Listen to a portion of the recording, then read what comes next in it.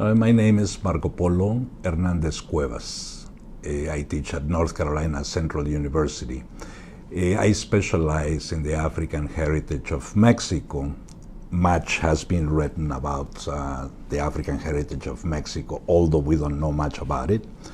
But the difference of what I do is that I approach the subject from an African-centered perspective.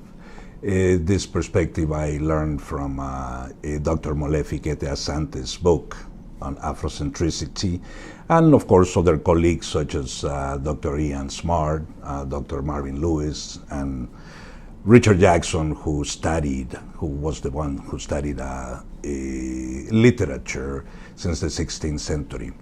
I've looked at literature, I looked at theater, I looked at cinematography, I looked at popular culture, religion, and other cultural sites. My aim has been to recover the memory in a place where we are invisible. Africans and Afro-descendants were convinced throughout the centuries that we did not exist.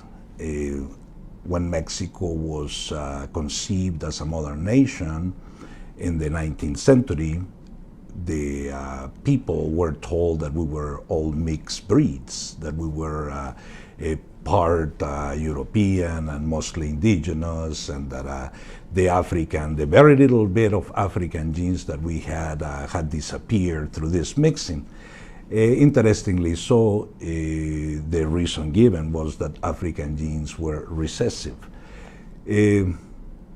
So the idea that in Mexico there is no African legacy has been my lifetime challenge, to prove that Africa is in the daily routine of Mexicans, not only Mexicans who look black, but also of Mexicans who look white.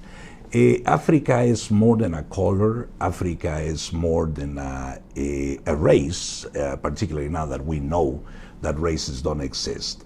But the legacy that Africans, this is anywhere from 300,000 to 1 million Africans were brought to Mexico during the colonial period, and they did not come empty-handed. These folks were already mature, anywhere in between 15 and 22 years old. Those were the ages that the slavers preferred to capture young people. That was the age they preferred to capture these young people. And when they came to the Americas, they came already with a culture. And they brought along systems of belief, ways of dealing with the environment. They had a wealth of knowledge. So I've dedicated most of my time at uncovering things such as, for instance, the arrival of rice. This is one of the most interesting things, and I talk about rice now because I'm also into food. I'm a chef. And rice, we had thought that rice came from Asia. It was really easy to think that because there was contact in between Mexico and Asia through what the Europeans call the China Galleon, which in reality were various ships that arrived for 200 plus years to Acapulco from Manila. But the rice was not brought that route. Actually, in revising some papers of the Cortes, some of the first meetings, I found a sack of rice with 4 grains of wheat. Spaniards were not interested in the rice, they were interested in the wheat. But I became interested in the rice. I was looking at what the Europeans or everybody else don't look at.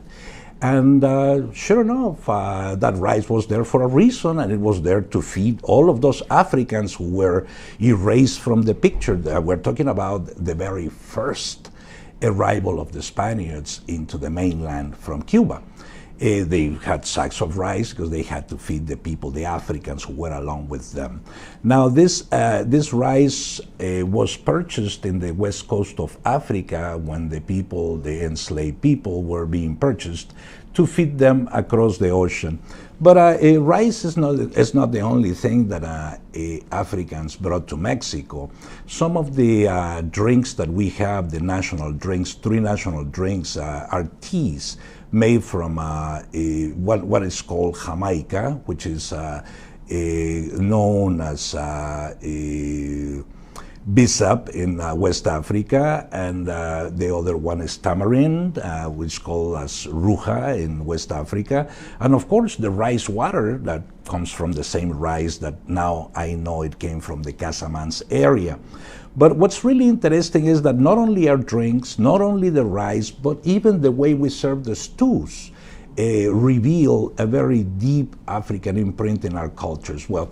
So in general, that is what I have dedicated my life to rediscovering our African heritage and making that heritage visible for Mexicans and everyone outside of Mexico. This is very important in a time of global interchanges.